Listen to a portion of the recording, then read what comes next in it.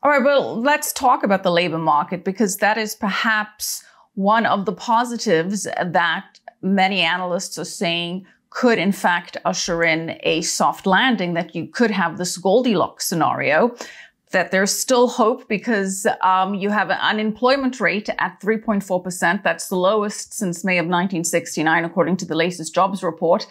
But at the same time, there are a record number of job openings, which increased to 11 million as of December. So the hope is that there'll be an elimination of those open vacancies rather than an elimination of existing jobs. And that sort of helps the recession argument.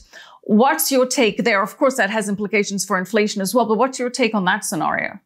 Well, the first thing I'd like to caveat the whole discussion with a quote attributed to Winston Churchill, who either said or didn't say, "I don't trust any statistics except the ones that I doctored myself." And I think this is the moment to bring that into the discussion. I mean, there's that expression, Michael, 86% of all statistics are inaccurate. Including this one, right? Exactly, yeah. Go on. We kind of skipped over the issues with CPI, but I am troubled by the conflicting data that I see in the labor markets, employment markets, the information coming out of government as opposed to private sector, payroll agencies, credit bureaus.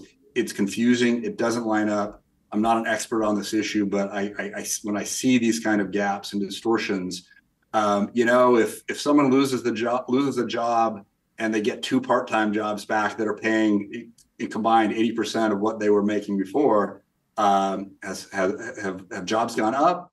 Is their lifestyle any better? They're actually worse off. How do you measure these things? I think, the point that you just made, very low official unemployment and job openings, you could read it two ways. You could read it the way you said it, which is that, okay, maybe this allows for a soft landing with recessionary pressures. On the other hand, you could go to what I was saying, which is the potential for this labor wage spiral, which is to say, we can read it as it is, which is the lowest unemployment ever, that jobs are, the market is still very tight, labor market is tight. Companies are finding hard time with qualified positions. Now, on the other hand, contradiction would be, these big layoffs we're seeing in corporations, first in tech last year with 160,000 layoffs, now spreading to other parts of the economy. I think that was excess supply of labor, to be honest, that needed to come off. Those markets were cooling. Tech was obviously needed to contract a bit. I don't think that's an accurate reflection. So I'm not convinced that what we're seeing in the labor markets isn't actually putting further inflationary pressures on the economy in 2023.